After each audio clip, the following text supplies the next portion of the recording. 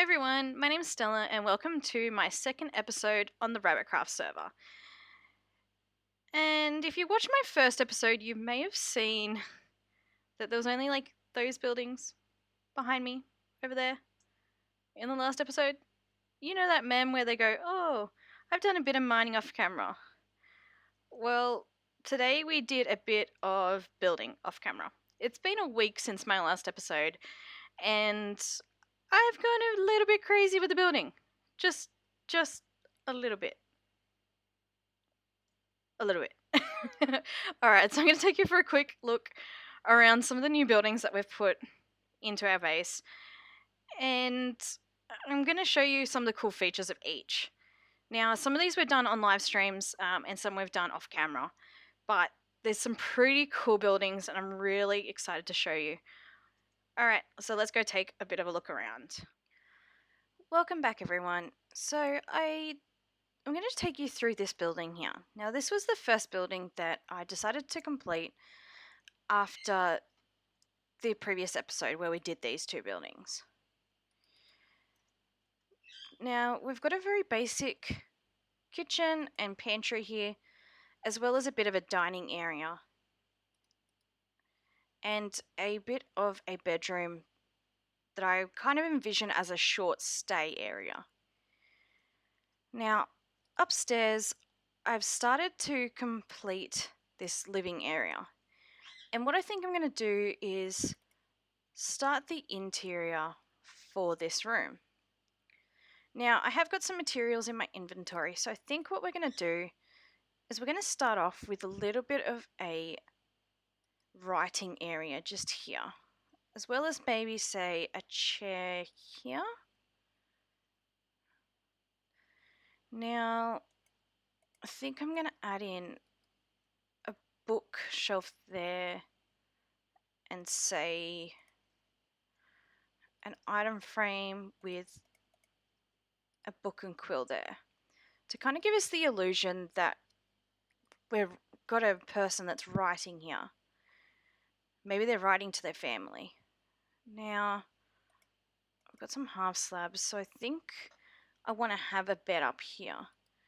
So I think I'm going to go up, say maybe 1, 2 and across here. Now I think that should be nice. I'm going to add a lantern down here because we do have the one up here, but I want to kind of show that maybe they're writing by candlelight. Now to get up, we're going to have to add some ladders. Alright, and we should be able to, in here, that's it, have a cyan bed. So there we go. Alright, we're going to have to break through the ceiling. Well, that works. Now, I think I'm going to add a painting here. No. Yeah, I might go with that one. And I think this room is going to be finished off with 2 barrels like that. And say a dark oak door like that. I think that's going to look quite nice. Let's just take off this door for a second.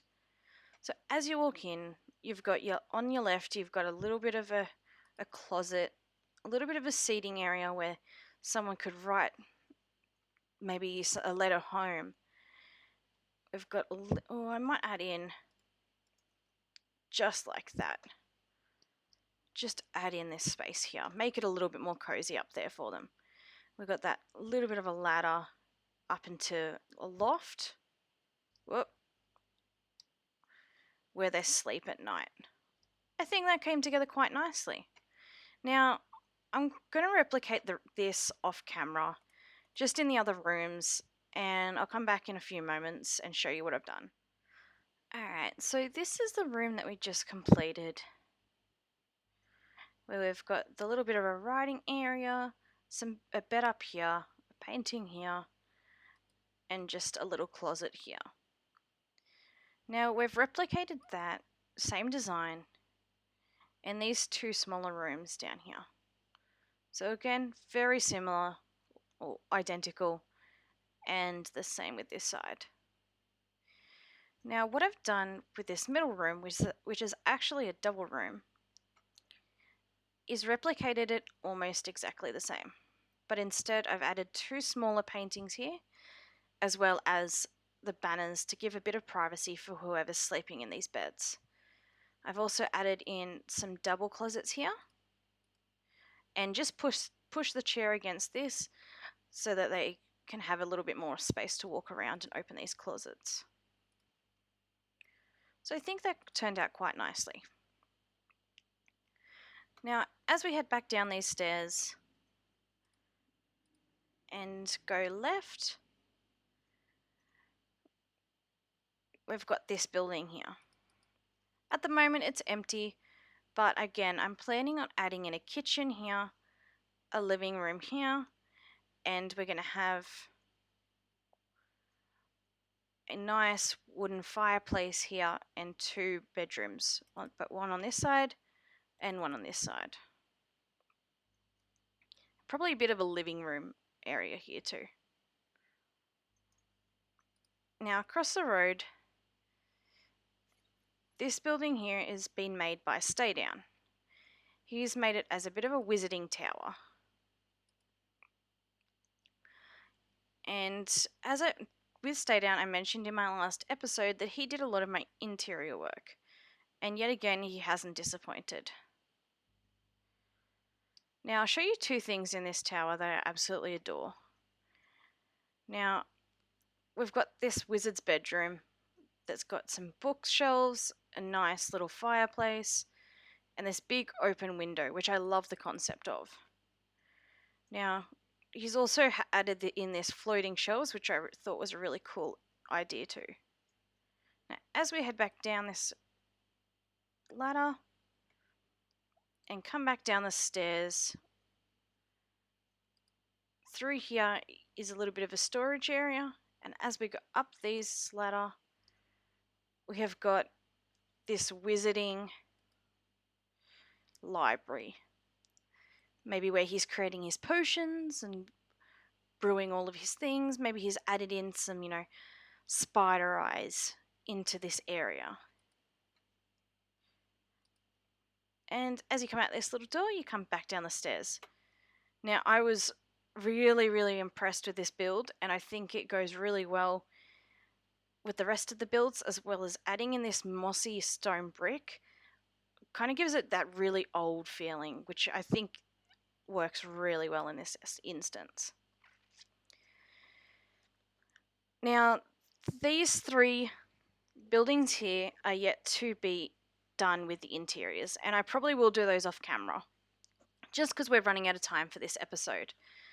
But one thing I did want to point out is I did want to keep the buildings in this space relatively similar. So I've added in all of the same detailing across all of the builds, even though they're vastly different in their shape and their sizes.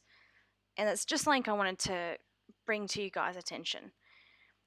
Now, I think I'm going to quickly sleep and then I'll bring you back in a second. So if you watched my first episode, you may have noticed that this market stall here has changed a little bit. So I decided that within making this space here, that I wanted to incorporate this into a blacksmith area. So I thought, well, we have horses over in the farm area, dragging carriages across here to deliver the fruits and vegetables to our market stall over here. And I'll show you that carriage in just a moment. But in doing so, we needed somewhere for the horses to get shod. So why not make a little bit of a blacksmith area? So we've named a few of these. We've got Spots here, we've got Socks, and we've also got Missy. Now, there's a little bit fun fact about the name of Missy. This is actually named after a horse that I own in real life. Now, she is a very similar dark colour, as well as getting a couple of black spots on her bottom. Now, as we come through here, another little thing I decided to add to this base were these little carts. And this one here actually has a horse attached. So this was very simple. I just attached this horse by a lead to a fence post behind this seat, just so that it couldn't really go anywhere, and kind of gave the illusion that they'd, a farmer dragged, with this horse, some produce from the farms. I've got to finish up this here. I'm going to add a few more melons to kind of make a bit of a melon and pumpkin patch here, I think. I'm not 100% sure if I still want to keep this. So you guys tell me if I might finish this up at the end of this episode, and tell me if you like it or not. And again, we've got a second little horse and cart here, just without the horse this time. Maybe they're over there going and getting their feet redone. Now, over here was another build that I did over the weekend. Now, I was going to time-lapse this, and then it ended up being something like 8 to 10 hours worth of building. And I've yet to do the interior for this. I'll probably do that off camera because it is quite a big build. This is actually 4 stories tall. So I don't think I'm going to be able to get that done on camera today. But probably one of my favorite things about this build is not only this little walkway here, but as we come up onto this second layer, we've got this balcony overlooking this coral reef. Now, one of the reasons I actually chose this area initially was due to this coral reef. I really wanted to incorporate it into my builds, and I'm really glad that I chose it, even with having to build up all of these islands. I've decided to come over to this side of our island just to give you the full view of what this building looks like. Now, one of the things I do want to mention is at the moment this platform is currently floating. Now, in the future, I do want to have this archway type bridge work with these long pillars going into the seabed floor all the way across here. I will probably have to do that off camera because it's going to be quite tedious, but we'll do that into the future. Now, this is probably the biggest building that I have to date. Now, I have taken over the concrete and glass shop on the server. So we do have a shopping district, and I was sick of grinding for sand to make glass, and it was just a pain in, having to go over, collect the sand, then smelt it all up. So I decided to do a little bit of something different and breed up all these villagers who are going to eventually trade me glass and other items. So we've got some books in here. So I think we've got an Infinity, we've got a Flame, we've got a Power 5. So they're really good books for just in general if we ever lose our gear. Now, how are we going to get emeralds to trade with the villagers? Well, I've actually got a Hogland Farm, which I might take you guys to go have a look at next. Now, with that farm, I both get leather and pork chops. So what I've done is set the trades for all of these guys to leather and pork chops. So that's going to be our source of emeralds. I've added, I believe, 11 of each. 11 butchers and 11 leather workers. Now, as we got these stairs, we've again, on the left and right, completely filled out these pods with librarians. So we've actually got 88 librarians in this space. Now upstairs, I haven't done anything with this yet. I think I'm going to use this as a storage area for all of the pork and all of the glass and such that we're going to get from these librarians and from the Hogland Farm. So with that, guys, I might go take you to our Hogland Farm that I've built here on the server. Alright, so I've just made it to the top of my Hogland Farm. Now this Hogland Farm is extremely easy to make. Now I've decided to make this 4 layers tall, but you could make it like this one over here that's just 1. So the mechanics behind this farm is the Hoglands are afraid of warped fungus. So what we've done is we've added warped fungus I believe, in 7 blocks from these trapdoors, and they get scared up until 8. So what happens is the Hoglands will spawn, they'll try and run away from the warped fungus and try and run over the trapdoors. When they do so, they do fall down into that pit down there where there's campfires below. And just like that, they end up dropping their pork and their leather.